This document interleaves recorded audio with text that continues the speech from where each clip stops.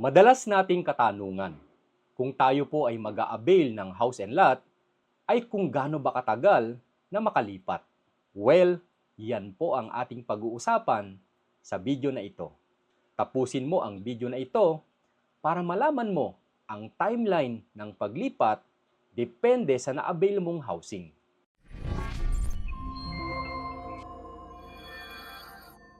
By the way, ako nga po pala si Ralph Roger Tagaw. Lumaki sa mahirap na pamilya, naging batang basurero, nagsumikap mag-aral, naging certified public accountant at licensed real estate broker, at ngayon ay CEO founder ng RRCT Realty and Marketing Corporation na nakapagbenta na ng more than 3 billion worth of properties na nakabase sa Bulacan. Marami sa ating mga home buyer sa sobrang excitement sa pag-avail ng property ay nakakalimutan nating i-clarify sa ating ahente or sa developer mismo ang timeline ng ating turnover ng house bago tayo mag-reserve. Merong mga naka-reserve na ng unit, tapos later on lang nilang malalaman na 3 to 4 years pala ang turnover doon sa na-avail nila. Na akala nila less than 1 to 2 years ay makakalipat na. Nangyayari ito kung ang isang agent ay hindi po na-discuss maigi sa particular home buyer ang timeline ng turnover, or kung ang buyer mismo ay hindi naman talaga ito kinlarify sa ahente. Kaya madalas, nakapag-reserve na tayo ng unit, saka lang natin malalaman ang timeline ng turnover. At kung ang expectation mo ay mas mabilis malipatan, tapos nalaman mo na hindi pala ganon kabilis lipatan ang iyong na-avail, so ang mangyayari sa iyo ay disappointment doon sa nabili mong bahay. Kaya naman kami po sa RRCT Realty ay ine-ensure po namin na ang mag-a-avail na home buyer ay maipaliwanag po naming maigi ang proseso at timeline ng house turnover. Though, meron din talagang mga home buyer na kahit na-explain mo na ang timeline ay minsan nakalimutan na rin dahil sa tagal na rin mula nung sila ay nag-reserve ng kanilang unit.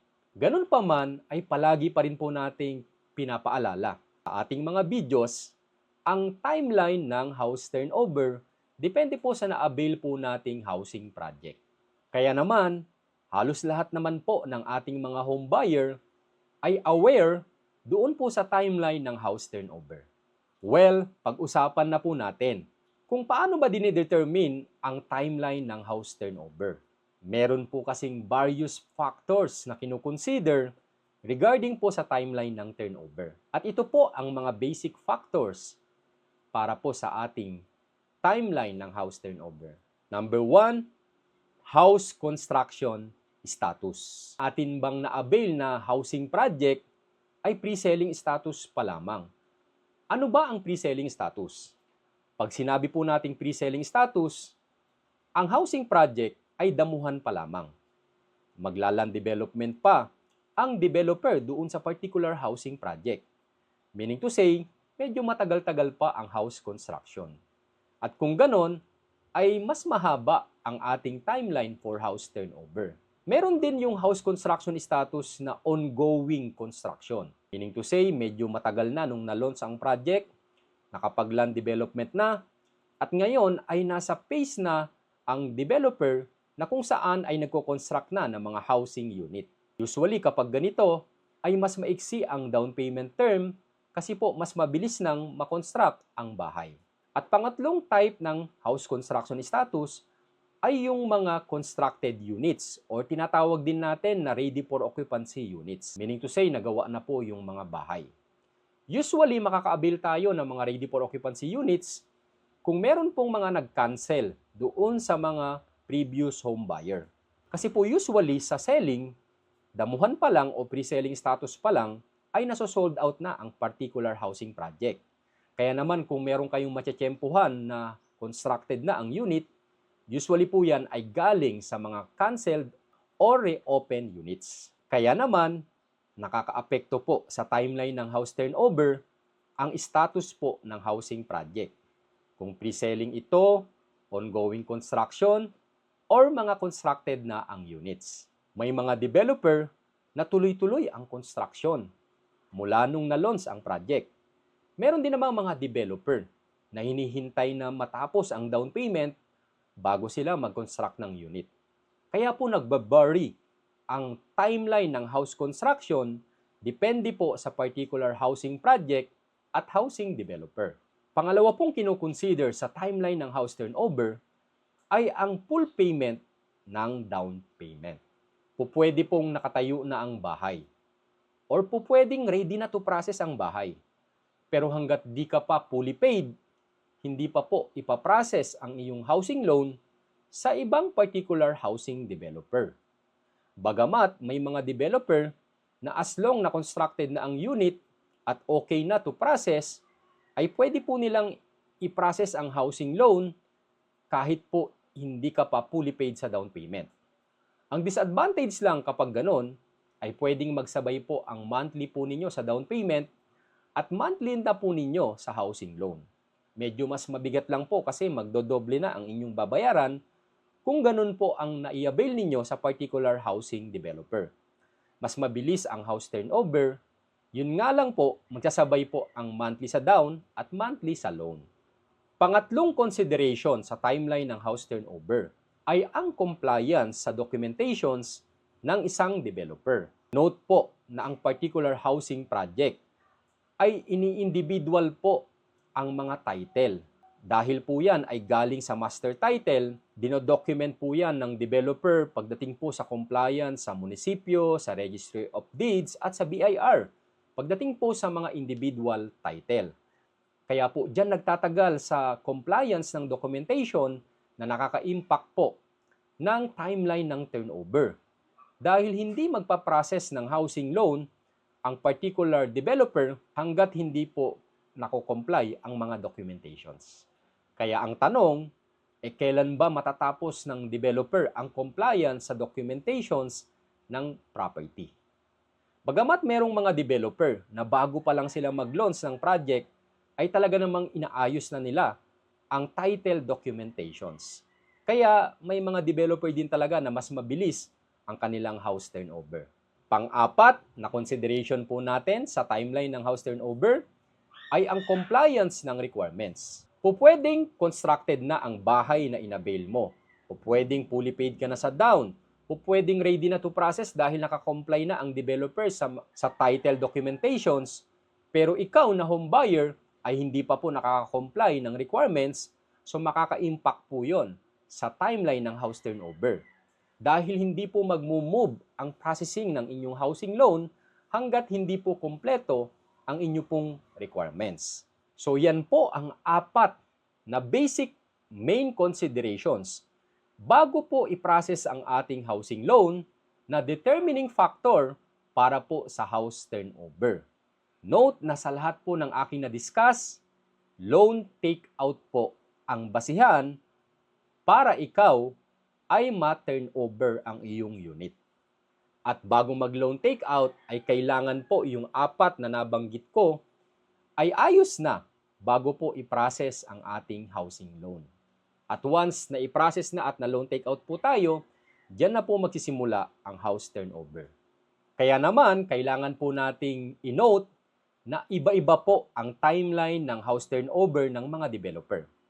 May mga particular housing project ang isang developer na mabilis po ang kanilang construction. Less than 1 year yung iba po nating hawak. Mabilis din ang kanilang documentations.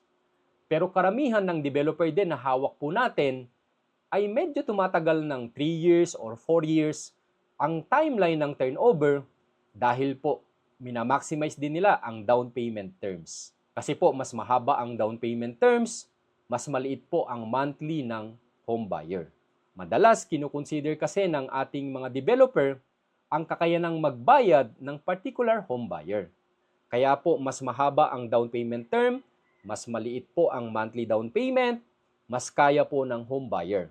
Yun nga lang po, mas matagal po talaga ang timeline ng house turnover. At doon naman sa mga nagmamadali na malipatan ang kanilang i-avail na property, may mga developer na mabilis mag-turnover, yun nga lang, mas maiksi ang down payment terms, kaya po mas malaki ang inyo pong magiging monthly down payment. So alin man po ang atin pong pangangailangan? Kung gusto ba natin ng mas mabilis or okay lang tayo sa medyo mas matagal na nakadepende po sa capacity nating magbayad. Naghahanap ka man ng mabilis, ay meron namang mga available options sa mas mabilis lipatan. O kung naghahanap ka ng kakayanin sa monthly budget mo, mas okay sa'yo yung mga pre-selling na mas mahaba ang down payment term at mas mahaba ang timeline ng turnover. Kaya naman, kapag ikaw ay mag-a-avail ng property, alamin mo kung meron ka na bang pangangailangan agad na makalipat doon sa bahay mo or okay lang na maghintay. At yun dapat ang isa sa basis na maging consideration mo sa pag-reserve o pag-avail ng unit sa particular housing project. Nagbabari po ang timeline ng house turnover depende po sa housing project sa particular developer. Pero note, meron pong mga developer na umaabot ng 3 to 4 years. At meron ding mga developer na in less than 6 months makakalipat ka na. Mahalaga po nating malaman ang mga criterias o consideration bago po i-process ang ating housing loan na siyang determining factor para po tayo makalipat doon sa inabil po nating property. Pag alam po kasi natin ang timeline ng house turnover, based po sa na-discuss nating mga criterias, ay mapagpaplanuhan nating maigi kung saang housing project ba tayo bibili. Na nakabase doon sa pangangailangan natin, kung okay ba sa atin ang mas mabilis o kung mas okay sa atin na maghintay. Dahil makapagpaplano din tayo. In terms of financial aspect, especially po kung tayo po ay magpaparenovate later on, kung alam po natin ang timeline ng turnover. Ang pwede kasi nating concern ay yung hindi natin mapaghandaan ang specific timeline ng turnover dahil hindi po tayo aware kung kailan tayo makakalipat. Kaya naman, samahan niyo po ako sa aking mga video contents na nag-share po ng tips pagdating sa real estate. Pwede niyo po akong i-follow sa aking pong Facebook page at YouTube channel. At bago po natin tapusin ang video na ito, ay hayaan niyo po muna akong mag-share ng kasabihan na pwede po nating kapulutan ng aral. Sabi po ni John Maxwell, "Successful people do the things that unsuccessful people are unwilling to do." Sa pagtagumpay po natin sa buhay, ay kailangan po nating gawin ang mga bagay na hindi willing gawin ang karamihan na tao. Kaya gawin mo kung ano ba yung mga mas importante sa iyo na makakapag-contribute o magiging closer ka sa achievement ng mga sinet mong goals at pangarap sa buhay.